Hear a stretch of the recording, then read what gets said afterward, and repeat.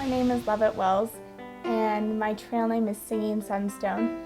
And Singing Sunstone, they said that there seemed to be a melody that I lived by, that I had a song that I sang with me constantly. And I got sun because I was always a light, I was always bright and cheery and happy. And then stone because I always had a foundation that I had underneath me. And even when what happened around me fell, I always had a strong foundation to fall back on. My life has changed so much since being at Anasazi. I've known that I can walk on my own 2 feet, and that I know right from wrong. That's the big thing, is that I know right from wrong, and I know who to turn to when I need the help, and I know where to go when I need the help, and I know when I need the help. We will be forever in debt to the Anasazi program. And when parents talk to us about their troubled teens or concerns that they have about their kids, the first words out of our mouth are Anasazi. And I remember before I went to the trail, I never hugged my dad. Like, it was just something I didn't do. I didn't hug my mom, I didn't hug my dad, I just didn't hug my family. And then when I came home from the trail, it was my first Sunday back at church, and I saw my dad, and I was so scared, and I just went up and I wrapped my arms around him, and I knew that I would be okay, and I knew I was safe, and it's just having that better relationship with them.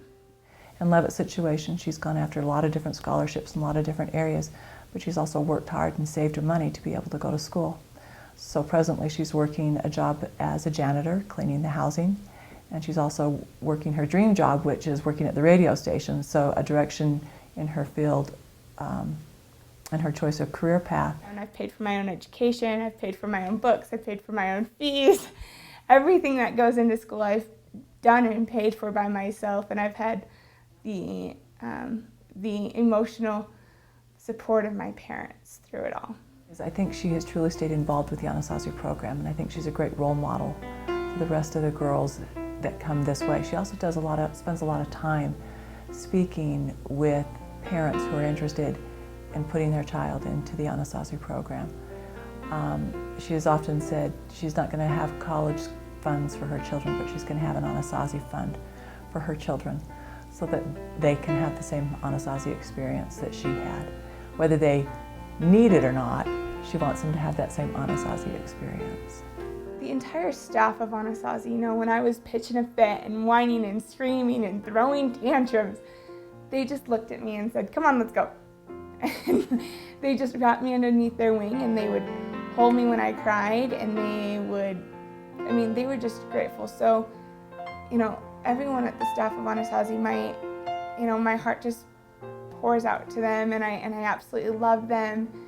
And Anasazi is number 9 on my speed dial. Like, that's how much I love Anasazi, and I always,